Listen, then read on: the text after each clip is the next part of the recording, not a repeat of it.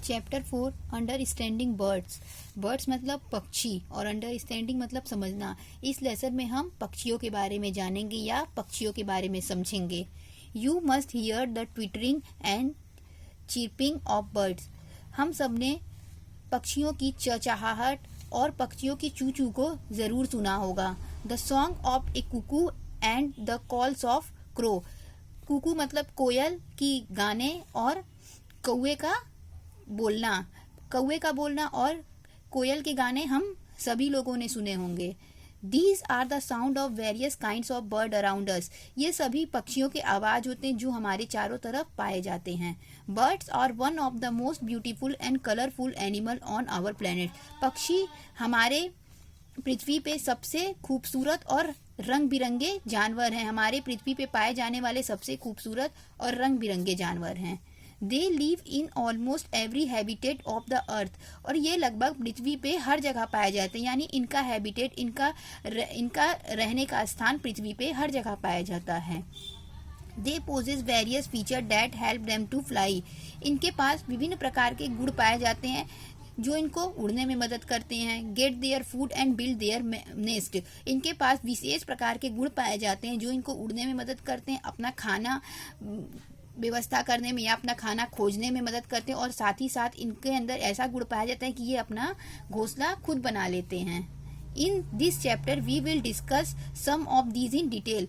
आज हम इस चैप्टर में इसी के बारे में डिटेल में जानेंगे। पूरा डिटेल में आज हम इस चैप्टर में पक्षियों के बारे में जानेंगे। Body part of A bird. Body part of A bird मतलब हो गया कि शरीर जो होता है बर्ड का वह कैसा होता है। इस टॉपिक में हम बर्ड्स के शरीर के बारे में जानेंगे। A bird's body structure help is to fly.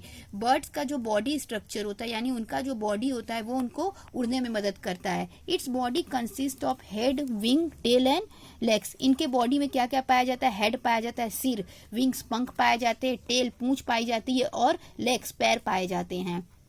Birds have small and fluffy feather all over the their body. और इनके शरीर पे छोटे छोटे और मुलायम बाल पाए जाते हैं पूरे शरीर पे। They have a big with no teeth and 2 holes called nares nostril. इनके क्या पाए जाते हैं? इनके चोंच पाए जाती हैं और इनके दांत नहीं पाए जाते, और साथ ही साथ इनमें इनके 2 छेद पाए जाते हैं जिन्हें नॉस्ट्रिल्स कहते हैं। Their bones are hollow and light and are filled with air. इनके बोन्स क्या होते हैं? खोखले होते हैं और हल्के होते हैं जिसमें हवा भरी रहती है। These help the bird to fly। इसी के कारण बर्ड क्या होते हैं? आसानी से उड़ पाते हैं। Birds have strong muscles called flight muscles। और बर्ड्स के पास एक स्ट्रॉन्ग यानी मजबूत मांसपेशियां पाया जाता है जिसे कहा जाता है फ्लाइट मसल्स। फ्लाइट मसल्स का काम क्या होता है? ये इनको उड़ने में मदद करती हैं। The wings are attach to this muscle. यही विंग्स, यही पंख क्या होते हैं? इस मांसपेशियों से ऐड होते हैं। They help the wings to move up and down. इन्हीं विंग्स की सहायता से ये क्या करते हैं? ऊपर नीचे करते हैं। विंग्स को ऊपर नीचे करते हैं। इन्हीं मांसपेशियों की सहायता से, फ्लाइट मसल्स की सहायता से ये अपने पंख को ऊपर नीचे करते हैं। नेक्स्ट टॉपिक है बीक। बीक मतलब होता है चोंच। A bird uses its beak to catch and eat food and feed their young ones. जो पक्षी होते हैं वो अपने चोंच का इस्तेमाल किस लिए करते हैं? अपना खाना पकड़ने के लिए करते हैं, या फिर अपना खाना खाने के लिए, या साथ ही साथ अपने बच्चे को पालने के लिए भी वो अपने चोंच का इस्तेमाल करते हैं। वो अपनी चोंच की सहायता से अपने बच्चे को खाना खिलाते हैं।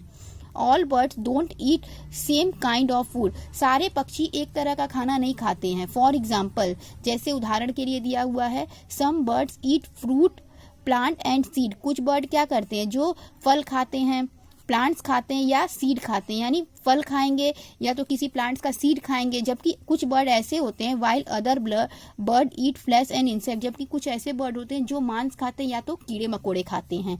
Therefore they have different kinds of beak. इसीलिए इनके अलग अलग तरह के चोंच पाए जाते हैं। To suit the different type of food they eat. तो जिस तरीके का वो खाना खाते हैं, इस तरीके से उनके चोंच डेवलप हो जाते हैं कि जिस तरीके का वो खाना खाएंगे उस तरीके से उनके चोंच होते हैं। यानी सभी पक्षियों के खाने का तरीका, खाना अलग अलग होता है और सभी के चोंच भी अलग अलग होते हैं। Thank you.